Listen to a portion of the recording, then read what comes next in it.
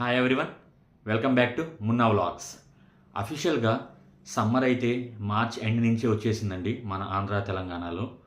దానికి తోడు నిన్న ఒక్కరోజే 43.8 డిగ్రీలు కడప జిల్లాలో వచ్చిందంటే ఈ హీట్ వేవ్స్ ఎంత దారుణంగా ఉన్నాయో మనం అర్థం చేసుకోవచ్చు.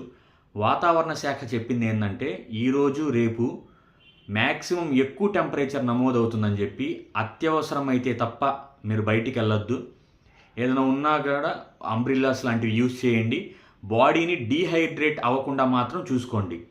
ఎందుకంటే ఈ వడగాళ్ళకి లేదంటే ఈ హీట్కి ఎక్కువగా బాడీలో ఉన్న నీరంతా వెళ్ళిపోతుంది.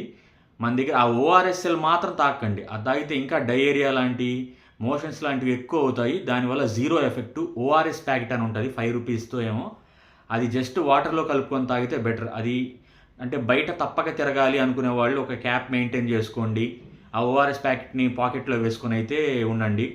అలాగే ఎక్కువగా ఈ ఎండాకాలంలో మనకి ఈ కొబ్బరి నీళ్ళు కానీ ఈ లెమన్ వాటర్ కానీ లేకపోతే అట్లీస్ట్ నార్మల్ వాటర్ అయినా కానీ ఇది తాగితే, లేకపోతే బటర్ మిల్క్ ఏది కుదిరితే ఎక్కువ కన్స్యూమ్ చేయడానికి ట్రై చేయండి. ఎందుకంటే మనకైతే ఇప్పుడు లానినో ఎఫెక్ట్ ఉండి యాక్చువల్లీ వర్షాలు పడాలి, కానీ ఈ గ్లోబల్ వార్మింగ్ వల్ల ఈ ఎల్నినో ఎఫెక్ట్ పడింది.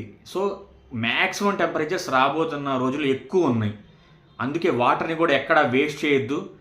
ఈ హెచ్ఎంఆర్డీఏ మన ఇక్కడ కూడా హైదరాబాద్ మున్సిపాలిటీలో కూడాను కార్పొరేషన్లో అదే చెప్తున్నారు, వాటర్ని ఎక్కువ కన్స్యూమ్ చేస్తున్నారు, ట్యాంకర్స్ విపరీతంగా వెళ్తున్నాయని చెప్పి. సో వాటర్ని కూడా కొంచెం పొదుపుగానే యూజ్ చేసుకోండి.